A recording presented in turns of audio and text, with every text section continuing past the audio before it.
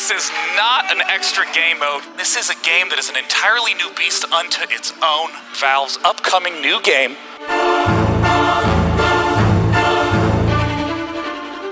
Artifact.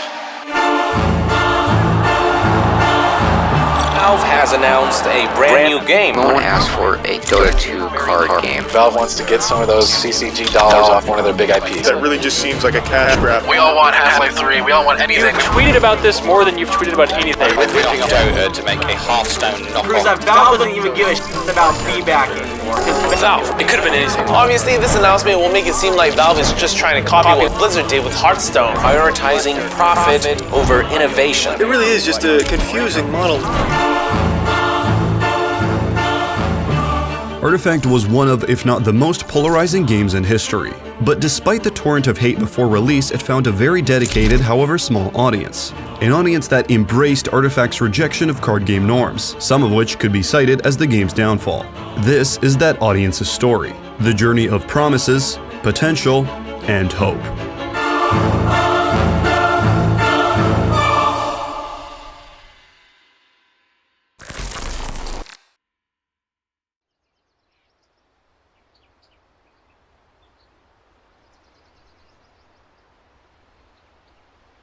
I follow every international. I was actually at the very first one in person. And I think the way that Artifact was announced was very unfortunate in a way. Please give a warm welcome to the finest Dota teams in the world.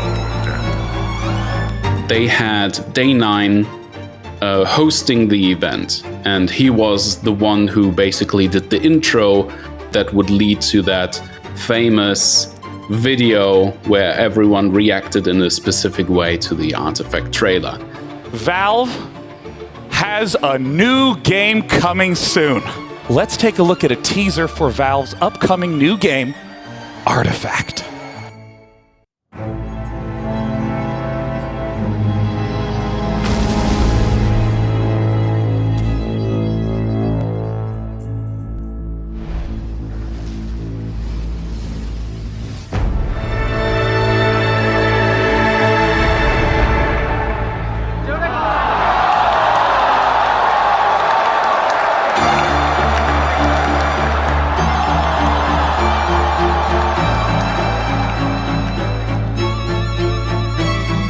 Not to go off on a tangent here, but I think they did a couple things incorrect with that launch. Number one, doing it at TI maybe at that moment when people are expecting a new hero, a new patch or something like that. Perhaps not reading the room correctly, and then using Day 9 in the way that they did to try to advertise the impending launch of this new game with people on the panel that honestly couldn't give a shit. Probably not the best way to announce a game. And I gotta say, it's a really cool experience because you really feel like the commander. I remember that the general reception, at least in my immediate circle and in my social media feeds, was a lot of negativity. You know, like why is this their big announcement for TI? There was a lot of folks, nobody asked for this, which I always laugh at whenever I see that on social media. Nobody asked for this, but me, I asked for this. At this point in time, Valve had not released a PC game in nearly 5 years, yet was sitting on many beloved franchises that fans desperately wanted entries for. However, also at this point in time, all of the games that Valve had released were critically acclaimed, so nervous fans of the company and hopeful fans of the card game genre awaited for what was to come. I think there's a sense in the Valve community that you love Valve and you love everything that they've done, but you feel like they haven't followed through with Team Fortress, they haven't followed through with Half-Life, they haven't followed Portal. So there's a sense of like there's so many cool IPs and so many things that they've done, and people are just eager to see something come out. If you want to put it in another perspective, I think they kind of misidentified who they were or what the expectations were of that particular group of people. While the reaction to the announcement likely did not impact anything about Artifact itself, it split the public's perception of the game almost immediately. What bothered me is just this general consensus that card games are boring and people who like card games are weird. There's a thing known as different taste, and some people like me enjoy games that, you take your time, you think, and you try to strategize through them, right? And I think that should be respected more within the gaming community, because card games get trashed constantly. And I found it frustrating because okay, I get it. You wanted Half-Life 3, but at least give the game a chance before you boo it to hell. There are a lot of folks who believe that, card games are children's games. You always hear that old joke, Hearthstone is a bunch of grown people playing children's card games, blah, blah, blah. And it's not unknown in our community. It couldn't be further from the truth. The best card game players in the world are definitely not children, and it is certainly a skill set that is very hard to master. But I understood the reaction, but it's a little bit disheartening because, like I said, it's like a stadium full of people basically saying, your hobby sucks. Just remember when Hearthstone was announced, Yeah, remember how skeptical the world was. Are you kidding me? I was there. And it's Valve's track record, pretty much flawless. I think we should be a little excited about it. Oh, yeah. Anytime Valve creates a game, it's huge. People love it. It's highly rated. It's extremely well done. There's not a lot of drama surrounding Valve. I mean, maybe their communication is probably the worst of any company in the history of gaming, but they make really good games, and despite the lack of communication, people still play those games. On March 2018, 7 months after the announcement, a press conference was held by Valve's very own CEO, Gabe Newell. A notable reveal at this event was that the initial game concept was a design from Richard Garfield. Famous in the paper card game space, Garfield was well known for his work in creating Keyforge, Netrunner, and the most successful trading card game in history, Magic the Gathering. The reason that I got into Artifact is the news of Richard Garfield developing this game that kind of lived up to some of the things that he wanted to do with Magic originally. When I heard that Richard was involved, I was like, okay, well, I'm gonna go out, check it out, see what's going on at PAX, and I kind of just fell into a huge Artifact hole from there. At the same time, it wasn't all excitement. I was also at my feet on the ground to a certain extent, because I did investigate a little bit, and I learned very quickly that even though Richard Garfield is the creator of Magic the Gathering, an incredibly successful game, and other really high quality games like Netrunner, he's had his fair share of flops, right? So having him as lead did not guarantee success. In a way, the reason why I expected success out of the game was because Valve was behind it, more so than because Richard Garfield was the lead designer. Electronic card games that have been made to that point much simpler than paper card games. And that seemed like a shame because you've got this resource, the computer, which could handle much more complicated things than a tabletop. And so I had some mechanical ideas for how to keep the game flowing, because there are these issues, for instance, with Magic. When you make Magic into an electronic card game, there's a lot of things which don't work as well electronically as they do over a tabletop. I think on some level, what they were trying to go for is kind of like getting the ice frog of card games, except I think a lot of people that follow card games would maybe disagree with that comparison, but I think that's kind of what they're going for, getting like an expert that's well known among the scene, and kind of piggybacking off of what, his reputation, so to speak. So for my personal reaction was neutral. It wasn't negative, it wasn't positive. It was like, okay, whatever, we'll see what happens.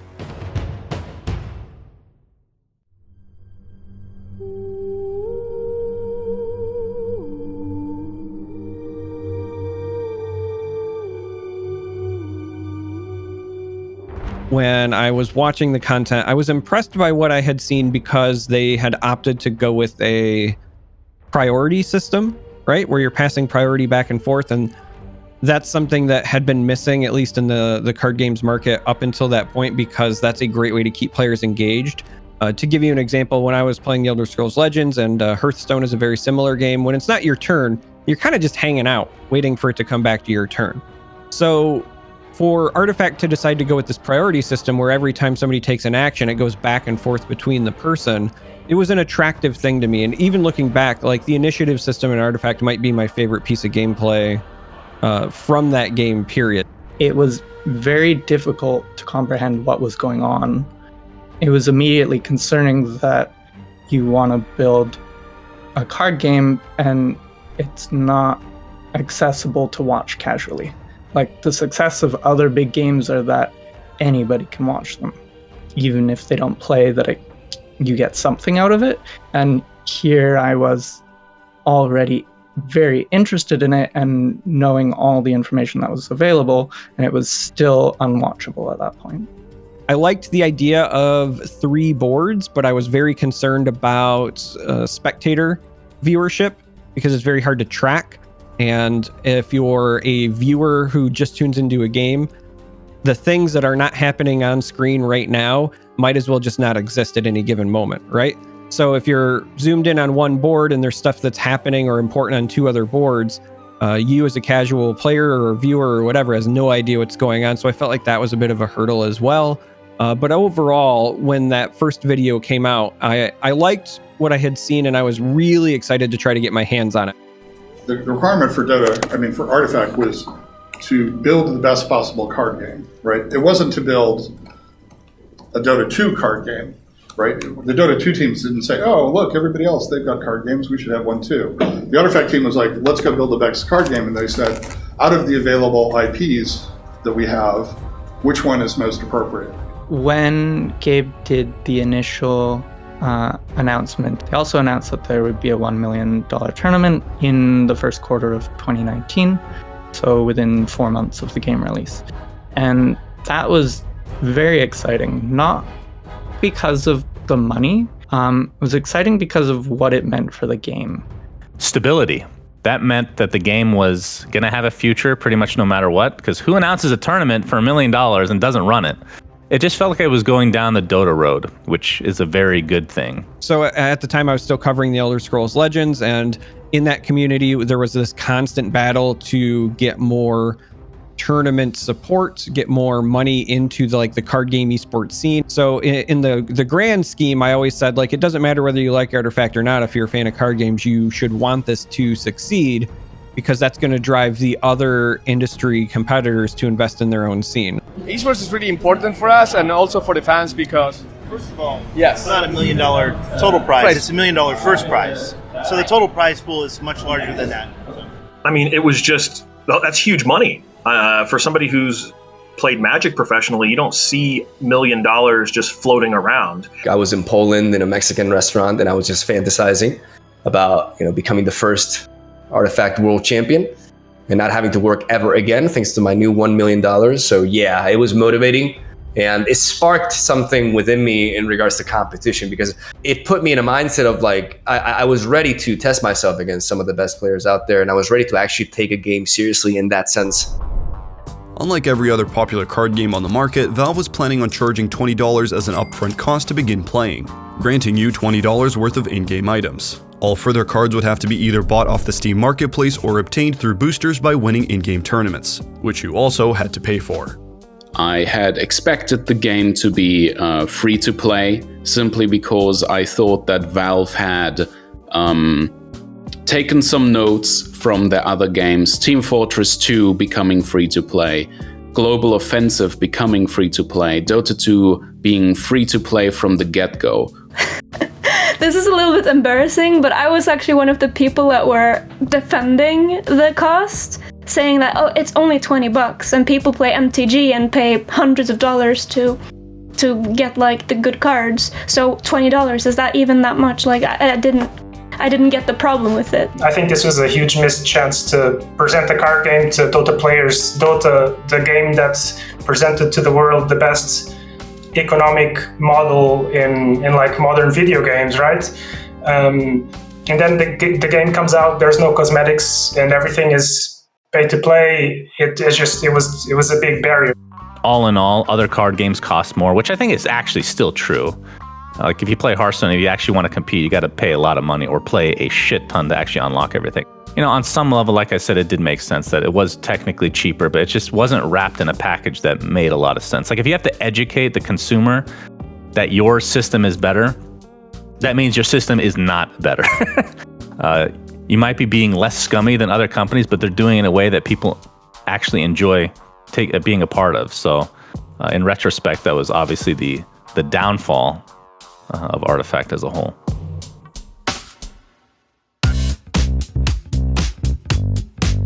At the following International that same year, Gabe Newell would make a speech at the opening ceremony. His announcement that all attendees would get beta access to the game came to roaring applause. You'll get a free copy of Artifact. A significantly different reaction to the year prior. At PAX West later that same year, Artifact would get its proper public debut. An incredibly long line formed outside of the booth every day of the event. The public was clearly interested. There was, on Saturday, a massive line. I mean, not only was the line massive, but then it would eventually like circle around the thing and it would stop, and then there would be a marker that just literally said not taking anybody new in line right now. So like they wouldn't even open up the line for segments. And my buddy Justin was like about to give up, and I said, hold on a second, Justin, let me go talk to somebody. And I could see where people who had tried the game were exiting. But I'm in a suit from being in my panel, and I've got a camera with me, and I was like, hey, who do I have to talk to about scheduling a demonstration? And he says, oh, so you want to try the game? Yes, I'd love to try the game. Oh, he sees my camera. Are you press? And I did one of these, and I went, yes. And he said, okay, let me put you down for an appointment. And so I scheduled something for later in the day. We went back, we finished our panel. They brought us into an area, and they literally sat one of the developers with me because I was press. And I talked to Bruno for a bit, and I got like this mini like VIP thing. And so like that's actually how I got into the beta, was because I showed up to PAX West in a suit and said I was press, and then they gave me a full tour. Yeah, PAX West was pretty awesome. You get to see Valve employees that are extremely qualified at what they do, like the best of the best, doing mundane tasks. It's kind of surreal seeing somebody so overqualified handling a camera or doing whatever, setting up the stage, stuff that they should be paying other people to do. Queuing up lines at PAX West, pretty funny.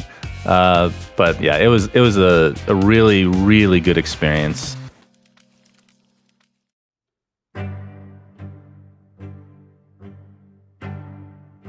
As more gameplay details were revealed, the true scope of the depth was made apparent. Concerns began popping up about the high skill floor and the lack of accessibility.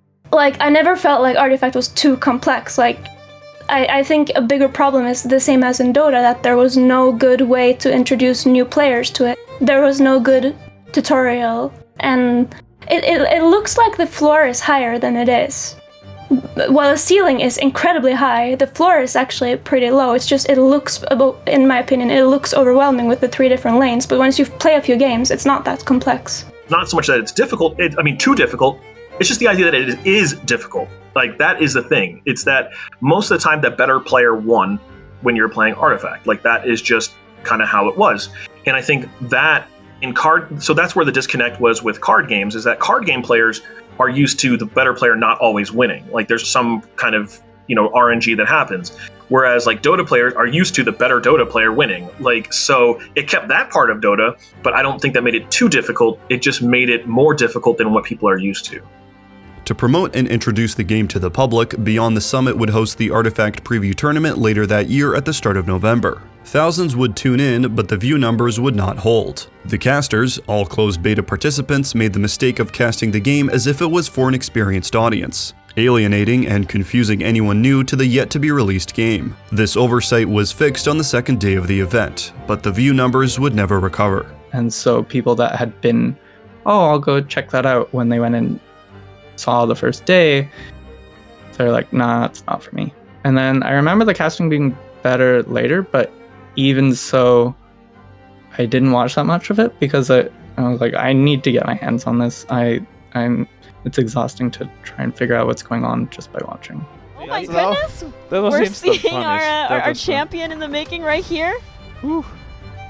What? He looks at camera. He's like, yeah, that's a good game. I have no words. It was a fantastic experience. It was a great start to my, Artifact career, right? The first tournament ever, official Artifact tournament, the game with the $1 million tournament later online, and I placed second. That put me on the map. I'm like, this is a great start for me a great moment for me to start producing content. I have a chance to become one of the big creators of this game, and I was very motivated. It was great. I was on cloud 9. Despite the setbacks, the community continued to grow. Thanks to interest, the promise of an esports scene, and old-fashioned fear of missing out, fans were clamoring for a key to the game's closed beta. Periodically, content creators and card game figureheads would distribute them through their own channels by raffles or other methods, but the physical ones obtained at PAX West were resold on eBay.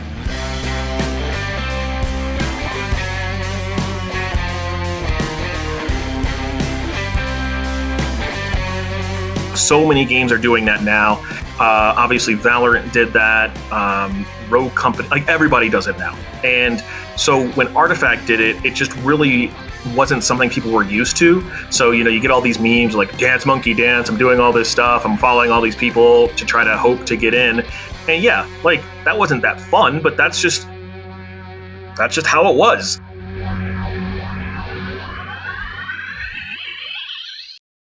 It was eventually found out that in the years leading up to release, Valve was hosting an NDA'd closed beta for the game. News of this closed beta began to trickle out as community members found certain public figures playing the game through Steam's game tracker. As more information about the closed beta became revealed, it was apparent that Valve invited a wide array of demographics: high-ranking card game competitors, casters and personalities, and even Dota esports pros. Oh, it was awesome. I was in one of the first waves. I think I was in the second wave after Slacks and a couple other people I know. But the beta itself was really cool. First of all, just playing a game that's still being developed, like all the card art, or a lot of it wasn't done, all the balance wasn't done. Of course, that one never ended up happening anyway. But we played a bunch of internal tournaments, and I was holding my own, doing decently, which was a surprise to me because, you know, zero card game experience for the most part, just Dota. I had a blast. We had a lot of tournaments.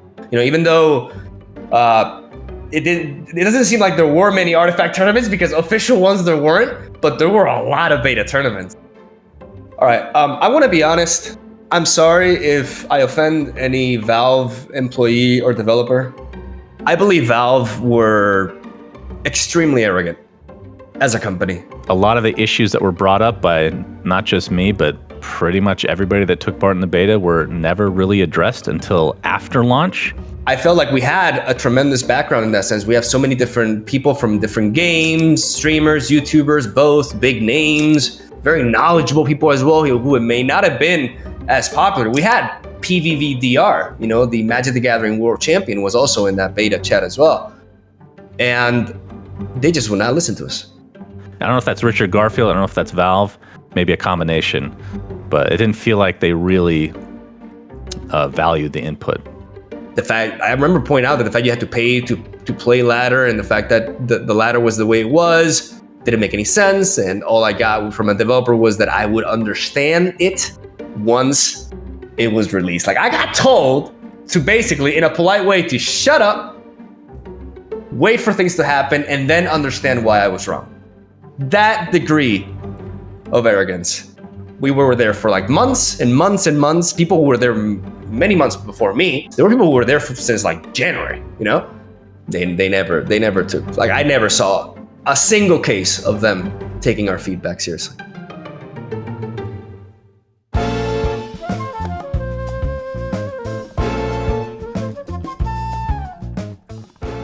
Anticipation mixed with jealousy caused a large part of the community to start to sour towards those in the closed beta. Concerns started to be brought up that future esports pros let in early might have a significant advantage at launch.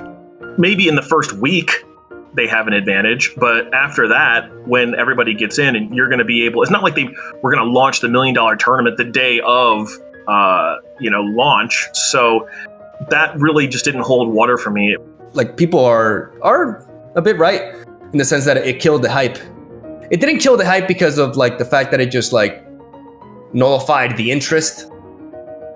It's the frustration that a lot of people felt being left out that led to that hype dying down. And I think a lot of the developers learned from that. It was previously implied that key holders would get into the beta in the month of October. After a silence, it was revealed that key holders would only be granted 10 days of access before the public. That was really frustrating, and if the game wasn't ready to open the beta and that got delayed, then how are they releasing it on schedule? Everybody that plays Valve games knows that Valve time is a thing, and so why would they push the beta back but not push the release back?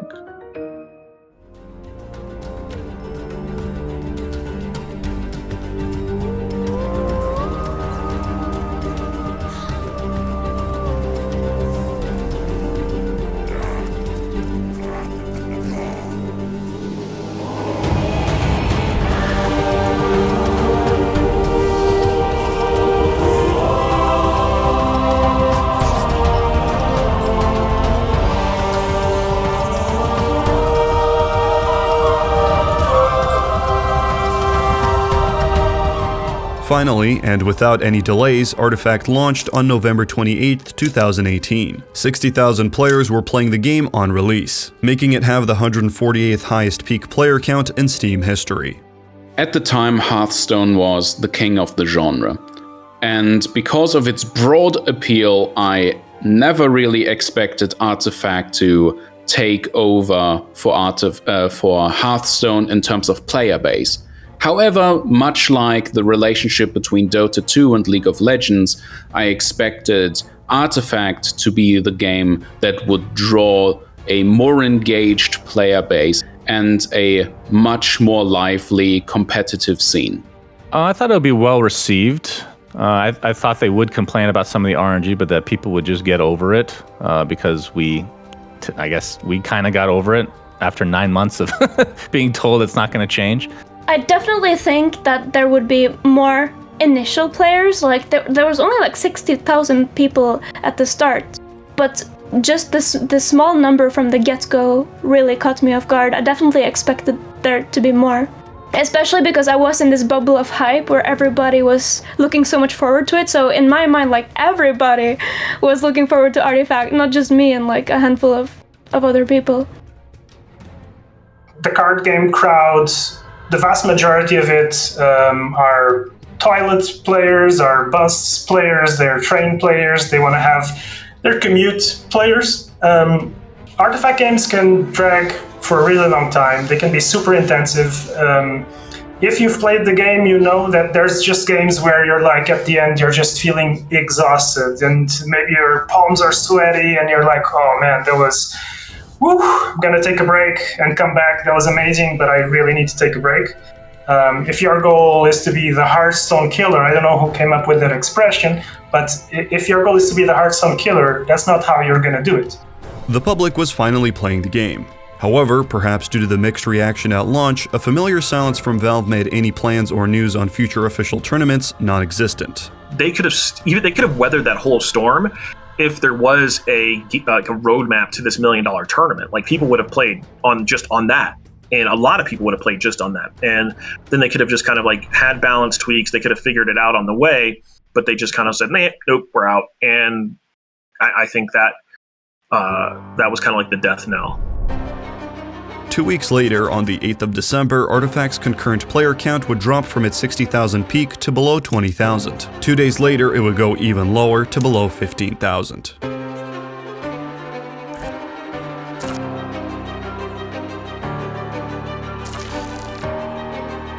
It was really surreal because at the time, like, I thought Valve couldn't fail.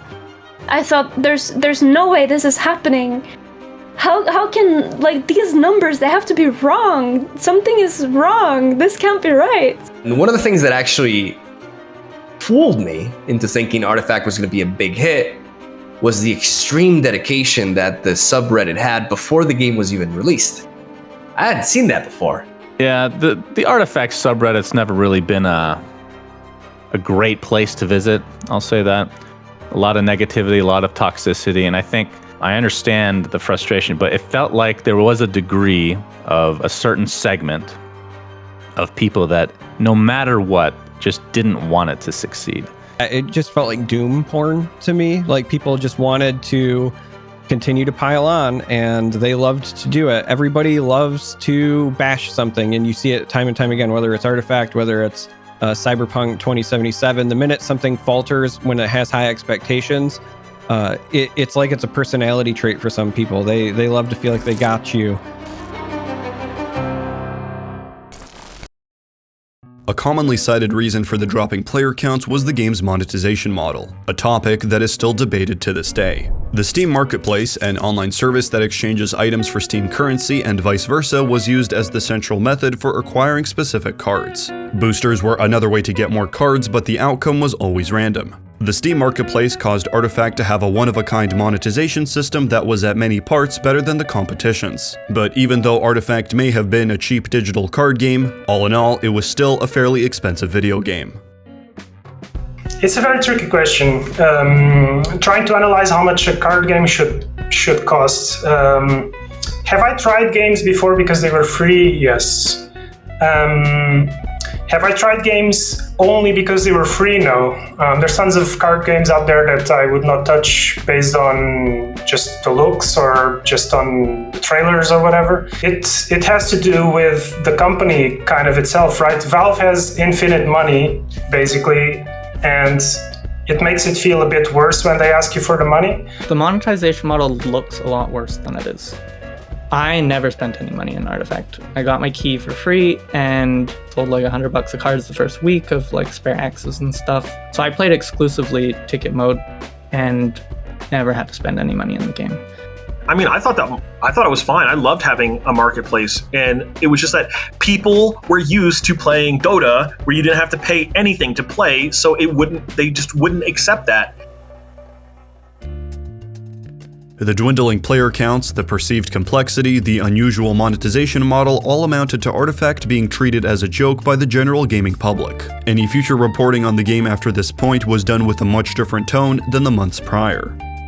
My experience making content for Artifact, if I had one word to describe it, it would be disappointment. Because I invested myself completely for an entire month. One day, I just woke up, I opened my YouTube channel, I started looking at my views, and I just realized that none of my videos surpassed 5,000 views. And then I thought to myself, what am I doing wrong? I need to look at the competition, see what's up. And then it turns out I was the biggest Artifact YouTuber with 5,000 views in my video. Like, a game from Valve, it didn't make sense to me. I was a combination of frustration, confusion, and a bit of resentment as well. I have a lot to say in this video, and it's going to be me basically speaking to you guys about the future of this YouTube channel. When I initially dropped Artifact, it wasn't because I stopped enjoying the game per se. It was because there was no viable future for me with it. And as much as I like following my passion, man's gotta eat, right?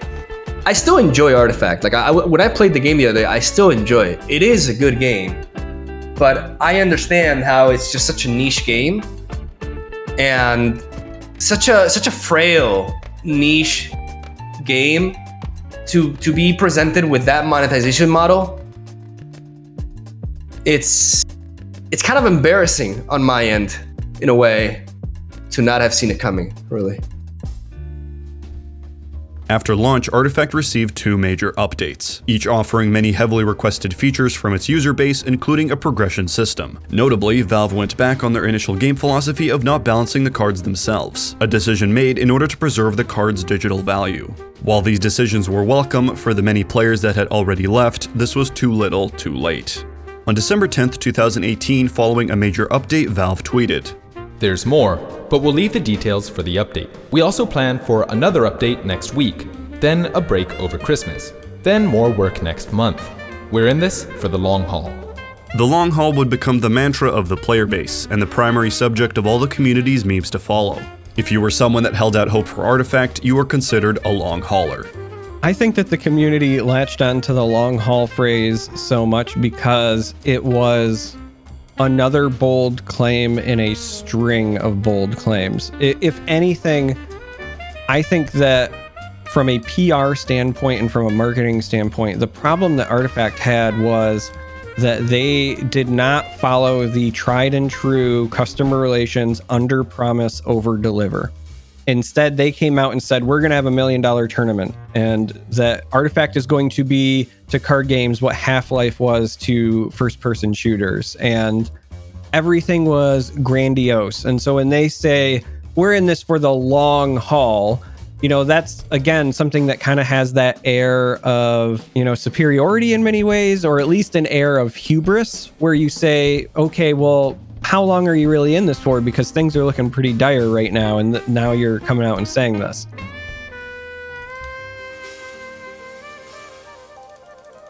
Those still in it for the long haul played on. And if Valve wasn't going to run any big tournaments, then the community would.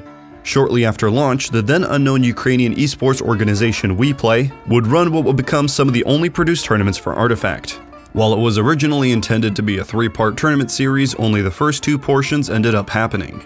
I've told this story before, but we were kind of scared at the time because it was some unknown Ukrainian company we'd never heard of at the time. They had never done any major tournaments before, inviting us. But it sounded cool. Never been to Ukraine, so took the chance and ended up being a lot of fun. Hung out with Swim and a couple other awesome casters. Oh, it was phenomenal. I loved working with WePlay. They sent it to like this industrial area, and it was all like very sketchy. And for a second, I thought I was gonna get my organs harvested. You know, like it was it was a weird place. But then they turned out to be the sweetest people. They treated us super well. They gave us so much freedom. They didn't like. I think they could have been a little bit more strict with us, actually.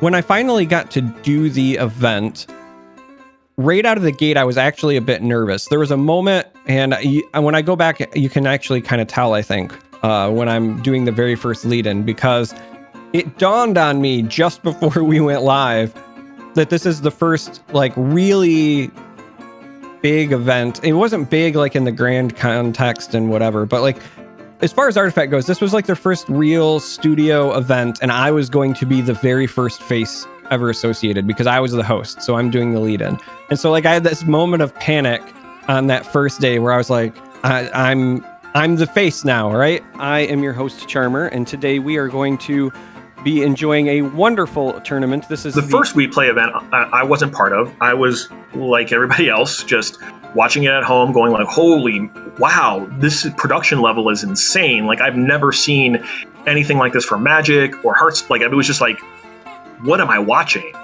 So just the hype of that made me basically reach out to like every single person I could reach out to be like, hey, I want to be working the second event. I don't care what happens.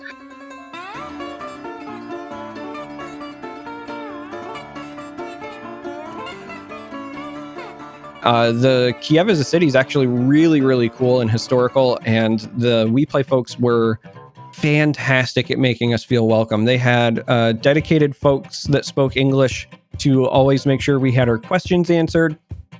That first event was myself, Suns Fan, Swim, Panda, and Mogwai, and they scheduled tours for us to go around the city, see a bunch of historical stuff.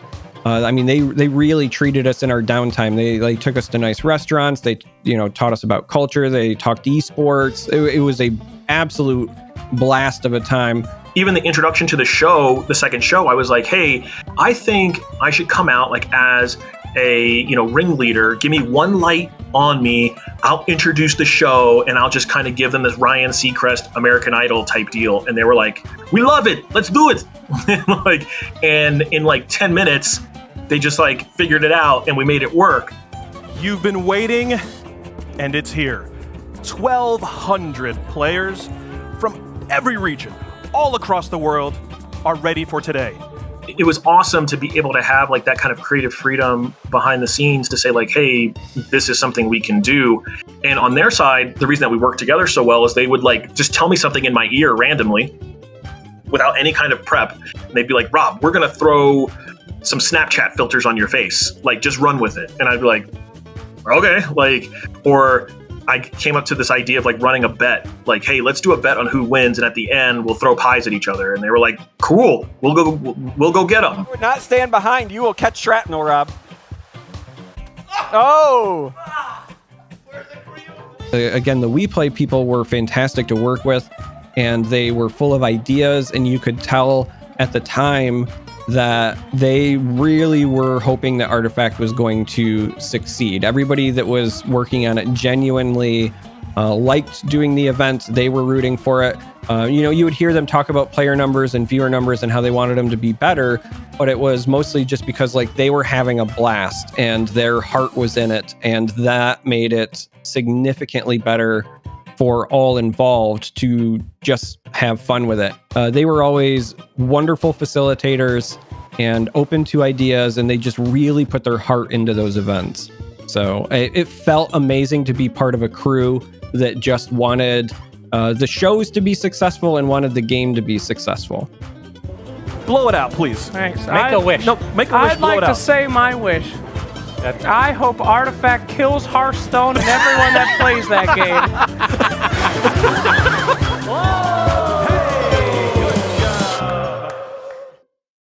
One of the biggest strengths of Artifact is the tournament system that is built into it.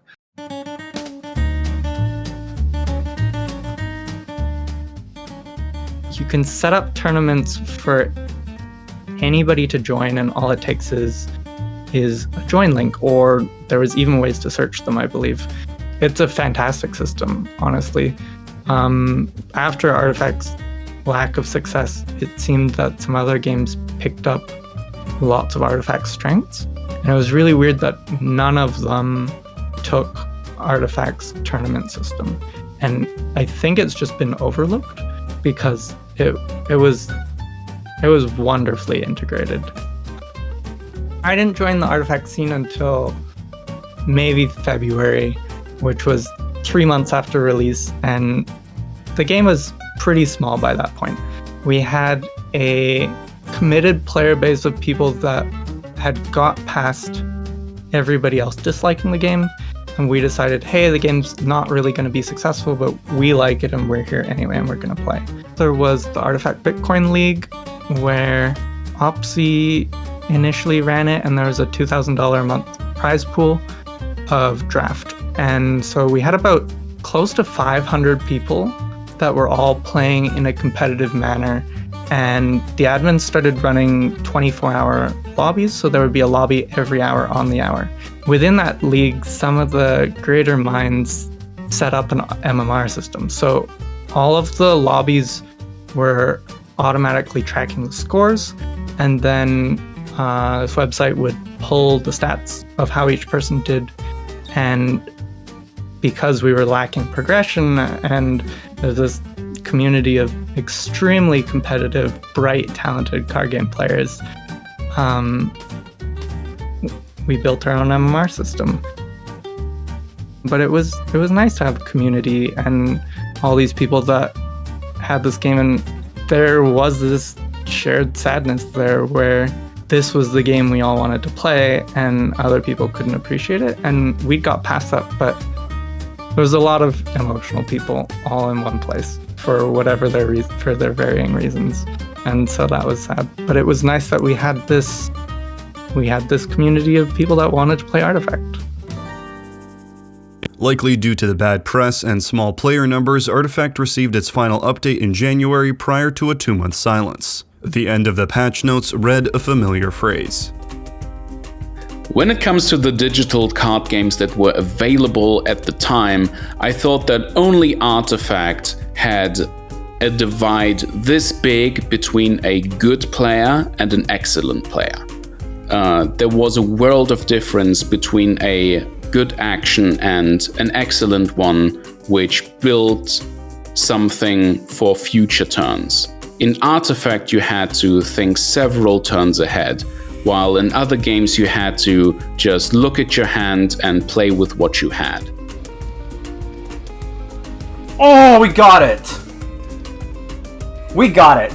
Turn 1, Tower 1. The initiative system. That was the best thing of Artifact. And the way of doing that is by having both players pass over initiative, so we don't have situations in which one player has a turn and they have like 5 minutes doing their thing and the other guy's waiting, you know? Now it's like a mechanical process. It's like kind of like ping pong. I go, you go, I go, you go, I go. So you're always doing something in a way. You're never really waiting too much, right? And I think that was really well done.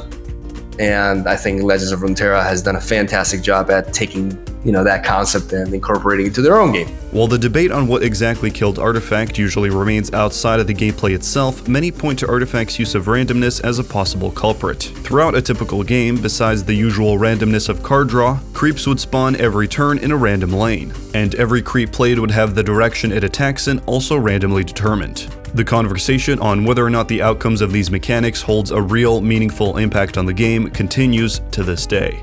I think a lot of new players, and including myself when I first started playing, had a lot of frustration directed at the arrows, when in fact a good player would consistently not be bothered by them. And as I got better, the less I cared about their RNG. I do agree generally with the frustration, but I do think in certain aspects it was blown out of proportion with the creeps, because I cast a lot of games, and I like to focus on those things. Okay, how much does this matter? How much does that matter? And it just, a lot of times it didn't. It was frustrating in the moment, but in the long run, it wasn't nearly as impactful because people thought, oh, this crazy, you know, the arrow went there. Oh, that's it. That's what made him win the game. And they just disregard everything that happened prior to that moment, right? And I don't think that's okay to do.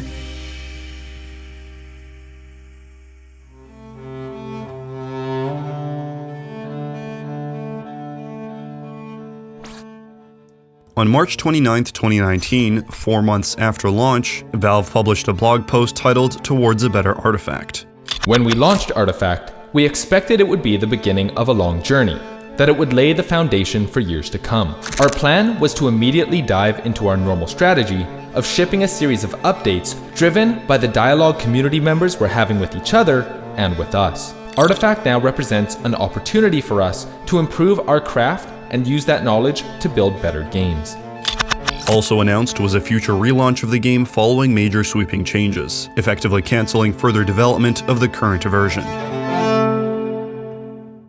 At the time, I was already pretty jaded because by the time that Valve publicly announced this, most of the TOs that I was working with behind the scenes to schedule these long-term events had canceled them all. So at the time, I had personally just lost, the potential income of like tens of thousands of dollars across a year's worth of working gigs. And I was a bit angry. I was a bit salty about that. We were met with a blog post that basically told us this thing is much more broken than we thought initially. It's not just the business model. It's not just some RNG. To some extent, I understood, but I didn't think that you needed to take what they called a significant amount of time for that. There was also news already that Valve was kind of not laying off, but they were kind of not wanting to work with Garfield anymore. They must have had some pretty harsh discussions, if I had to imagine. I cannot believe that it was unanimous to get rid of Garfield. I cannot believe it was unanimous to scratch the whole game and do something from the beginning. Was pretty crushed, I guess, because invested a lot of time into the game. And, at the time I'd made a post about wanting to spend more time in Artifact. And, in terms of Dota, I just needed a break from Dota, which people took as I was quitting Dota forever for some reason. Yeah, that post is after having this conversation, literally a month prior, whenever it was, that we're in this for the long haul. We'll be making updates, and then coming out with this post, it's just it's like a punch in the gut. Tell me something, chat. Are you happy with Artifact? Or do you need more? Is there a feature that you're looking for? 'Cause I'm failing. I just watched The Star is Born, and I really liked it. It was a really cool movie. I remember literally coming home from the movie, and in the garage, I was singing the song, and I started singing about Artifact because it was on the mind. So it just, it was very organic, and I'm like, oh my god, I should do a parody song about this. That would be hilarious. It turned out to be very sad. Tell me something, Gabe.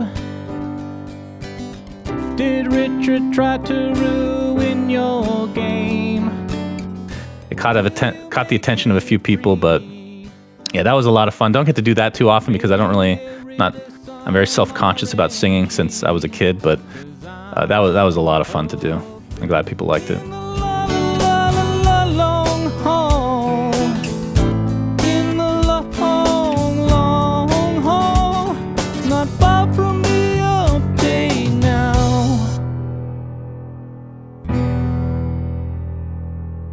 To this day, if I speak with all my long-haul friends, we cannot come up with a unifying theory of what went wrong. And I don't think that Garfield has a unifying theory either. I feel like he held on to this review bombing and the negative attacks that the game suffered from some communities. That doesn't explain everything, but I can understand how that would make him feel bad about it, or would maybe leave a long-lasting negative feeling on him. What I would say the most exciting thing about watching people jump in, it hasn't led to changes, but it's sort of gotten me very excited, is this sort of constant feedback that this game really appeals to me. I want to play it again, but I don't think anybody else will play it because it's too complicated. And when you get that again and again, it feels really special, because you're getting all these people saying this is something which appeals to me, but I'm not sure whether it's going to be broadly appealing. That's sort of some sort of secret sauce there. The news that renowned designer Richard Garfield was fired from Valve made the rounds, but the reality was much less sensational. Garfield was contracted through his game consulting company 3 Donkeys, where him and his co-founder Scaff Elias helped design the game for the better part of 4 years at Valve. Both sides agreed to part ways around the time the original game ended development in March. Garfield and his team made the game they wanted, and Valve wanted to take it into a new direction, so the separation appeared amicable. The remaining long haulers patiently waited for this alleged fixed artifact. Personally, I didn't want a fixed artifact. I just wanted them to finish Artifact. Because again, as somebody who got to see the closed beta, I didn't think that Artifact was finished yet, because we hadn't seen the way that they had envisioned the game. The game itself had such a bad reputation, and obviously the RNG would have to go. That was a gimme. The free-to-play model would have to come. That's a gimme as well. I think mobile would have been a huge addition as well. But just opening up to a wider audience, because if you try to cater to the same people, you're going to fail. Because the perception is so bad. It could be literally the best game ever made, and it would still fail because of the perception alone.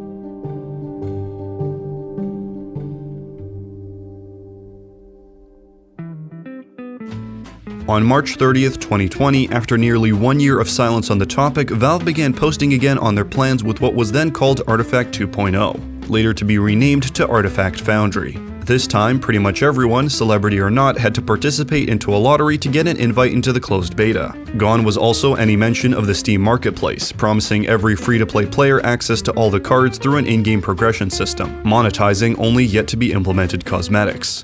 Every Monday following, a blog post outlined the gameplay changes, sometimes further altering or even reversing what was described the previous week. It seems this time, Valve was not afraid to make sweeping changes in response to feedback, painting a much brighter picture of the future of the successor. When Valve returned with their first blog post about Artifact 2.0, I was completely ecstatic. So we rebooted the podcast right away, and we did an episode at the time every week with every new blog post that Valve posted. And with every blog post that they posted, the image of Artifact 2.0 became clearer to us, and what game they were aiming for. They were aiming for a game that had much greater player agency. Almost all forms of RNG had been cut, or they had been replaced with a form that was controllable. I loved it. I, of course, loved the original Artifact, but I also loved that they were trying out these different things to make it more accessible to new and casual players. Like, I love that they were willing to actually listen to what people had to say and actually do changes. I'd say more than half of the 1.0 community didn't like any of the changes they saw in 2.0. It was, again, very polarizing on people that liked the changes and didn't like them. It was sort of a similar problem that happened with the initial beta in 1.0, that people were building expectations without having the whole picture. And it's still Artifact, it's still, you don't really know what you're doing until you play it and get in it. When Valve called it a beta, this time they really meant it. Even though players were being let in, major facets of the gameplay was still being decided on, the UI was unfinished, and there was programmer art on the cards. In another first for Valve, they set up a public Discord server to collect feedback, chatting regularly with players about the week's changes. All of this was a stark contrast to the development of 1.0, and even though many held doubts about how the game would fare publicly, progress was being made. 2.0 after playing it, after reading about it, it absolutely shit on 1.0. And I loved 1.0, don't get me wrong, but it does so many things that 1.0 didn't do. It catered to a larger audience, which is something I thought was really important. It made it more casual friendly, which I know, there's always going to be a segment of the audience that just want it to be super hard, and I understand that. And the fact remains, it was still a very complex game. The game itself was just infinitely better in every single way. You got rid of all the terrible RNG in the game. The best thing about it was the hero design. I'm not saying all the heroes were perfectly balanced because they still had some work to do, but they felt way better. Every hero was at least somewhat viable, and if they weren't great, they could easily be buffed to be viable. The game itself felt more like, if you're into Dota, the hero skills and whatnot just felt more impactful. It was more hero-centric versus anything else, and I think they hit a home run. For me, it felt like I was playing a dumbed-down version of Artifact. The winning through adaptation just wasn't the same. Things were more predictable, but to me that also meant a bit more boring. It didn't excite me, but like all things, I still held out hope. I wanted it to succeed, so I monitored the development, and I feel like there was a lot of folks that were doing the same thing I was, which is they weren't actively playing it, but they were keeping an eye on it just to see how things were going. But overall, no. 2.0 was a really good game, just needed some more polish, just needed a little bit more balance, needed a tournament mode. I guess that's my biggest complaint, because 1.0 had that, and it needed mobile, which I think they were starting on, but probably lost in the history of whatever this game is going.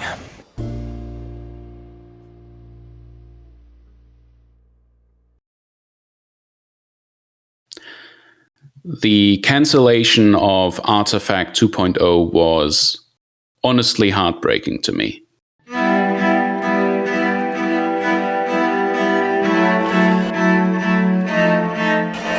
It's now been about a year and a half since the current Artifact team began working on a reboot in earnest. While we're reasonably satisfied we accomplished most of our game side goals, we haven't managed to get the active player numbers to a level that justifies further development at this time. As such, we've made the tough decision to stop development on the Artifact 2.0 beta. The team feels this is the approach that best serves the community. We're proud of the work we've done on both games and excited about delivering them to a much larger audience of gamers.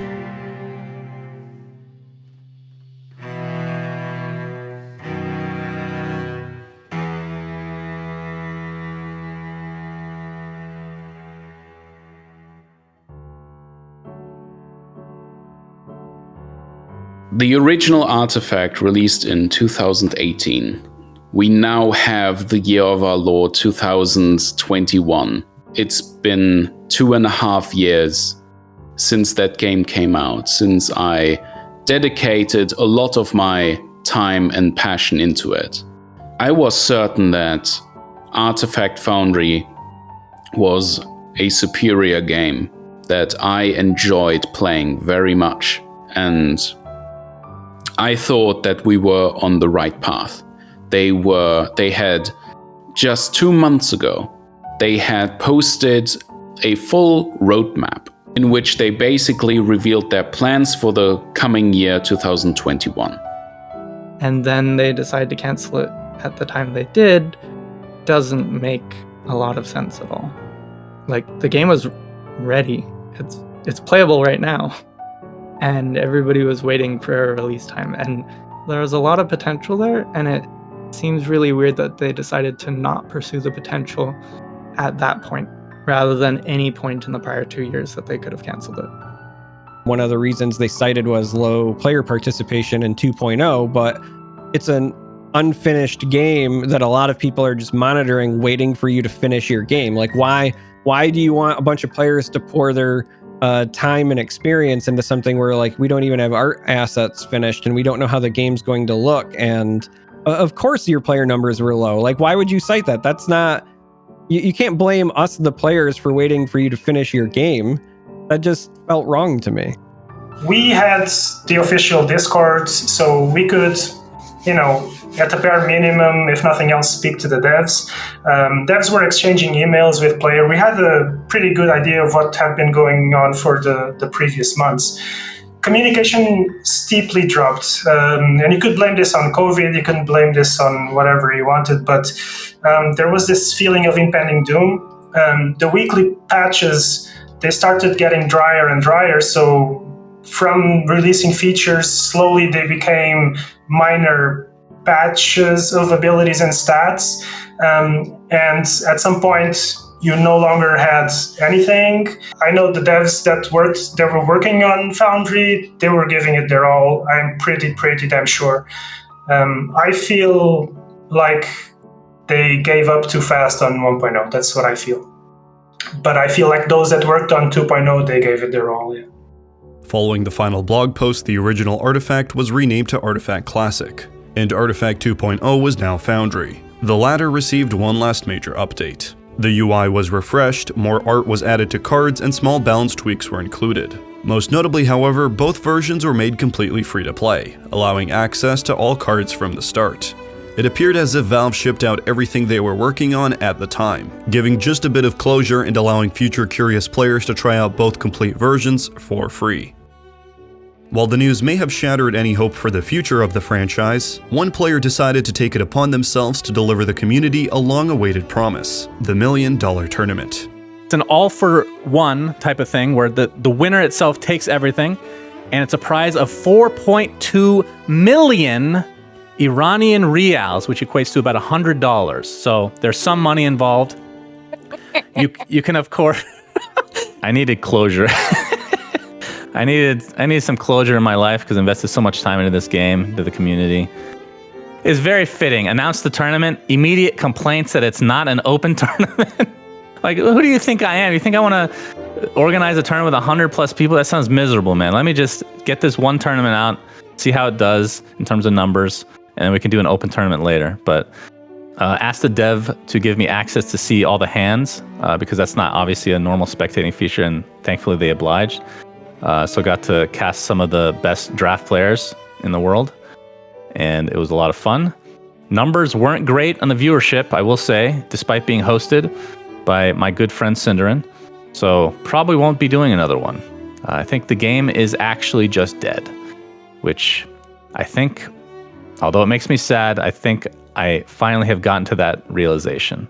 I think I'm finally at the acceptance stage. I think I've finally gotten there, and that tournament certainly helped me get there.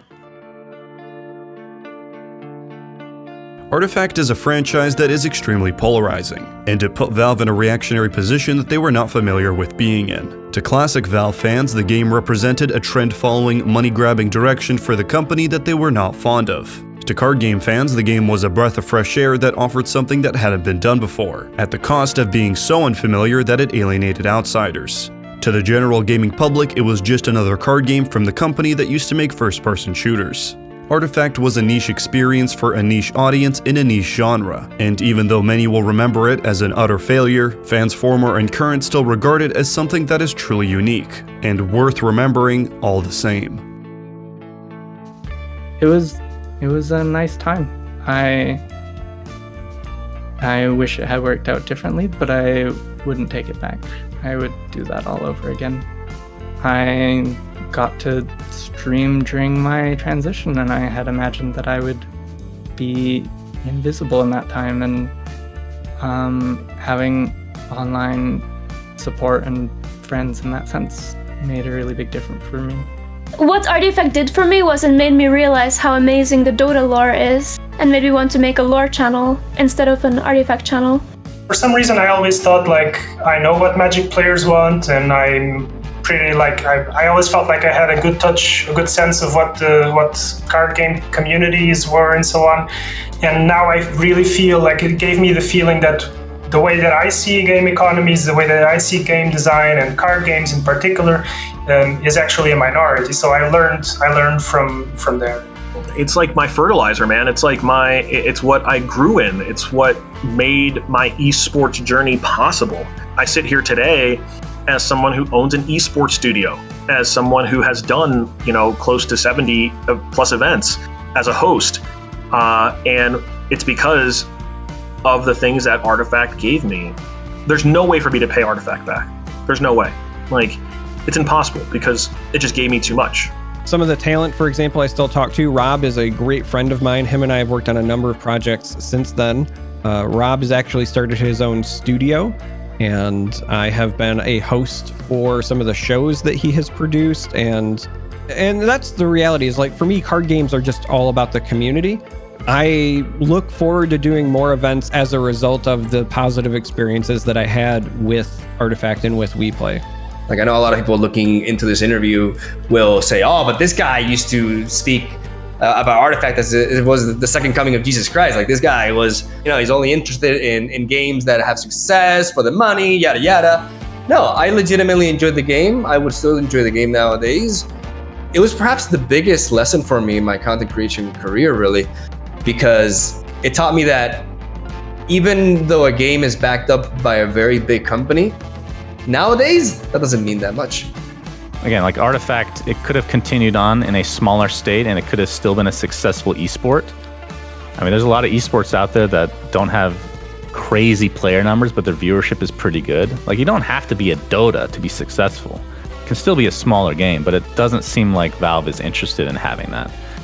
The best time I've ever had in an esports event, period, was at the end of the WePlay event, where we were all singing like "We Are the Champions" and just this camaraderie among us, this like high energy of thinking of the future of what Artifact could be and what production can be. And it was just like cloud nine. I can remember that like 5 to 10 minute period better than almost every esports thing I've ever done. Life goes on. It's just a video game. Although it's my life, it's just a video game, after all. I think a lot of people loved Artifact, and a lot of people but what people really loved was the potential of Artifact. It had a chance. It just was mishandled in almost every which way it could be. There are fantastic games there that are just, it's a genre that not many people enjoy, but the people who do enjoy it, they're just like crazy about them, right? But they gotta be good. They gotta be extra good in a way. I would not recommend Artifact, the game, to anybody just because it's not going to get continued support.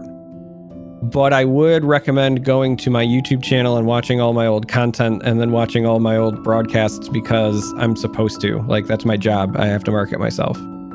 I think 2.0 is I guess it's called Foundry now, is a really good game to just, try out, just have some fun. It's, it's not a lot at stake. There's not many people playing anymore, so you don't really have much more time to play. So this is the best time to try it out. I do not feel like I can ever get the same card game experience as I got with Artifact. So I'm pretty much done with card games basically forever, I feel like. It was a chapter in my life. I got to stream and see that I could make content that people appreciated, and that was a path I could pursue if there was a game I was enthusiastic about.